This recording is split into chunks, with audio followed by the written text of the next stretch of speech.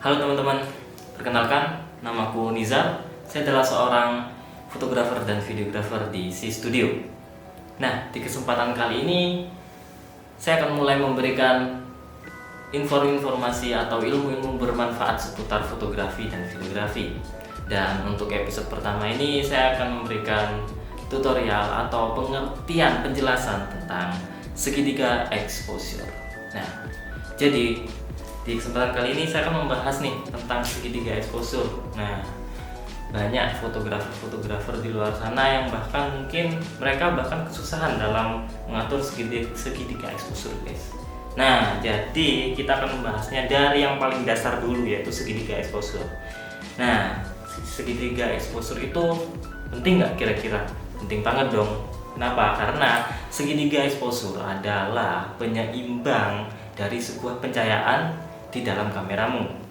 Nah, jadi kalau semisal kalian tiba-tiba membuka kamera kalian dan ternyata hasilnya hitam ya, atau gelap seperti ini, gelap atau mungkin terlalu terang atau putih gitu tiba-tiba layarnya. Nah, itu penyebabnya apa? Itu penyebabnya karena segitiga exposure kalian tidak seimbang. Nah, maka dari itu Mas tutup kamera nih, Mas. Tutup kamera. Oh, iya benar. Nah, jadi kalau misalnya kalian tiba-tiba ngebuka kamera kalian dan tiba-tiba kalian bingung nih, kenapa kok layarnya itu hitam dan gelap? Kenapa kok layarnya gelap seperti ini? Atau mungkin cahayanya terlalu terang dan menghasilkan layarnya yang putih. Nah, itu kenapa? Itu penyebabnya karena exposure kalian kurang seimbang. Bukan kurang lagi, nggak seimbang itu namanya. Nah, jadi tugas kita sebagai fotografer, kita harus bagaimana menyeimbangkan segitiga exposure itu supaya bisa menghasilkan pencahayaan yang pas dan bisa menghasilkan foto yang bagus dan foto yang sesuai keinginan kalian. Nah, jadi segitiga exposure tuh ada apa aja sih? Ada 3, namanya juga segitiga ya kan, dia ada 3 elemen yang bakal membantu kalian dalam hal fotografi. Nah, jadi yang pertama itu ada aperture, yang kedua ada shutter speed, dan yang ketiga atau yang terakhir ada ISO. Nah, mari kita bahas satu persatu. Nah, jadi yang pertama itu ada yang namanya aperture, teman-teman. Nah, jadi aperture itu ditandai dengan angka f-stop. Ya, jadi kalau misal kalian melihat huruf F, nah ini. Nah, kalau kalian melihat huruf F, F5, F4, F2, F11 itu namanya aperture. Nah, aperture itu apa? Aperture adalah bukaan lensa. Itu dia. Nah, kalau misal kalian tidak tahu bukaan lensa, biasanya di dalam lensa tuh biasanya ada bukaan. Jadi dia itu bisa mengecil dan bisa membesar. Nah, itu adalah bukaan lensa. Jadi semakin besar bukaan lensanya, dia akan semakin banyak untuk menerima cahaya dari luar. Kalau misal dia semakin kecil, otomatis dia akan menerima lebih sedikit pencahayaan. Paham ya? Jadi aperture itu bukaan lensa. Nah, biasanya apa sih pengaruh dari aperture ini? Nah, aperture itu adalah jarak pandang, jarak fokus. Nah, jadi kalau misal bukaan lensanya atau aperture rendah ya, jadi jangan kebalik nih ya, jangan kebalik aperture tinggi itu sama dengan bukaan lensa yang besar, salah. Tapi justru kebalikannya, aperture kecil itu adalah bukaan lensa yang besar. Jadi kalau misal f1,8 atau f2 itu berarti bukaan lensanya besar. Nah, kalau misal f11, f20 atau bahkan f22, nah itu adalah bukaan lensa kecil. Oke, jangan sampai kebalik. Biasanya orang bingung nih di sini di aperture karena mereka sering kebalik mengartikannya gitu. Nah, jadi semakin besar bukaan lensa atau semakin kecil f-nya, mungkin f1, f1,8, f2, f3 itu akan menghasilkan foto yang bokeh. Nah, contohnya seperti ini. Nah, jadi foto yang kita hasilkan ketika kita menggunakan f-stop yang rendah itu akan menghasilkan foto yang bokeh atau foto dengan background yang blur gitu. Jadi background dari subjek atau objek itu dia blur. Nah ini biasanya yang paling disukain sama klien-klien gitu. Nah tapi f-stop, ya namanya juga pencahayaan ya. Jadi f-stop ini juga mereka itu bisa berpengaruh terhadap pencahayaan juga seperti itu. Jadi kalau semisal f-stopnya semakin besar, maka pencahayaannya akan semakin berkurang ya.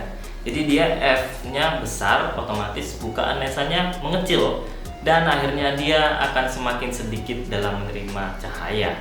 Yang berikutnya adalah shutter speed. Nah ini adalah hal yang sangat-sangat penting dalam fotografi olahraga, fotografi mungkin acara-acara yang memang kita itu harus banyak gerak gitu. Nah jadi shutter speed ini adalah singkat lamanya sebuah sensor dalam menerima cahaya melalui ranah shutter.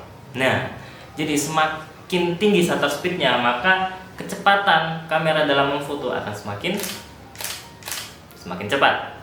Nah kalau misal kita menggunakan shutter speed yang rendah, maka dia akan semakin lama untuk memproses untuk menerima cahaya untuk bisa menghasilkan foto yang kalian jepret tentunya.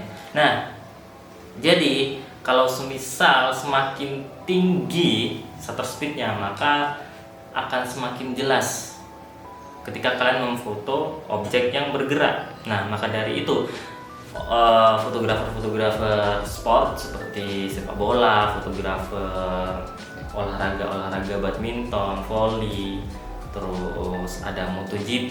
Nah itu mereka biasanya pasti menggunakan shutter speed yang tinggi seperti itu. Kenapa? Karena yang dia foto adalah sebuah subjek atau objek yang bergerak dengan sangat cepat. Nah kalau misal kita ngefoto sebuah objek atau subjek yang gerakannya cepat dan kita menggunakan shutter speed yang rendah, maka itu akan menghasilkan foto yang blur seperti ini. Nah kalau misal kita menggunakan shutter speed yang tinggi, objek yang gerak cepat atau subjek yang bergerak dengan cepat, maka akan menghasilkan foto yang lebih jelas seperti ini. Nah itu dia. Jadi kita bisa membedakan nih, kalau misal kita menggunakan shutter speed yang tinggi, ketika kita memencet tombol shutter kamera, nah, itu akan membutuhkan waktu yang benar-benar singkat, cuma cekrek gitu aja. Nah kalau misal kita menggunakan shutter speed yang rendah, maka waktu shutter atau waktu kalian menjepret itu akan sangat-sangat lamban, seperti cekrek. Jadi dia itu ada sedikit waktu jeda gitu guys. Berikutnya ada yang namanya ISO. Nah ini kalau ISO sebenarnya simple, dia hanya menambahkan jumlah cahaya aja gitu. Nah jadi ini akan sangat berfungsi ketika kita memang benar-benar membutuhkan yang namanya cahaya. Nah ketika mungkin kita ngefoto low light atau di tempat-tempat gelap, malam hari dan lain-lain, otomatis kan sangat-sangat minim pencahayaan kan di sekitar gitu. Mungkin lampu mungkin nggak terlalu berpengaruh, atau mungkin lampunya nggak terlalu terang atau cuma sedikit. Nah otomatis kita harus membutuhkan cahaya tambahan. Nah cahaya tambahan itu yang dinamakan sebagai ISO. Jadi dia akan menambahkan cahaya kepada sensor kalian gitu. Nah jadi semakin tinggi ISO-nya, maka hasil gambar yang dihasilkan akan semakin terang, dan jika semakin turun ISO-nya maka akan semakin gelap.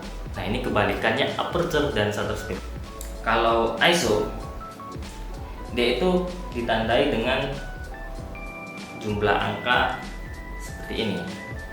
Nah yang paling rendah itu ada 50, ada yang sampai 50, 100 itu yang paling rendah, dan yang paling tinggi biasanya bisa sampai 20.000, 14.000 gitu.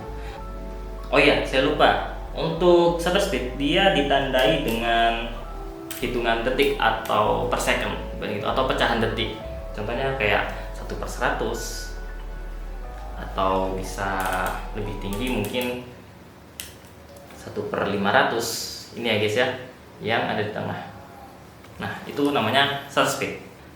ada konsekuensinya juga untuk bisa menambahkan ISO yang terlalu tinggi gitu. Jadi kalau misal kita menambahkan ISO yang terlalu tinggi, itu akan menghasilkan yang namanya noise. Nah, noise itu apa? Noise itu adalah sebuah bintik-bintik. Kalau misal kalian melihat itu kayak TV, kayak misal kalian pernah nggak sih ngelihat TV nggak ada sinyal gitu nih? Biasanya ada kayak bintik-bintik semut-semut gitu. Nah, itu kalau misal di kamera itu akan muncul seperti itu teman-teman. Jadi hasil foto kalian tuh nggak bener-bener kayak apa ya, nggak tidak terlihat bersih gitu. Jadi kayak sedikit ada apa ya, kayak ada bintik-bintik gitu. Nah, contohnya seperti ini. Nah, jadi ISO yang terlalu tinggi, maksudnya terlalu tinggi, itu akan menghasilkan noise yang sangat-sangat mengganggu teman-teman. Jadi kita harus berhati-hati karena ya jadi hasil foto akan terlihat nggak bersih, nggak jernih, nggak jelas, intinya kayak buram-buram bintik-bintik seperti itu teman-teman. Jadi kalian harus perlu menyeimbangkannya. Jadi ketika kita menaikkan salah satu exposure, menaikkan level dari salah satu exposure, maka exposure lainnya itu juga harus menyeimbangkan seperti itu.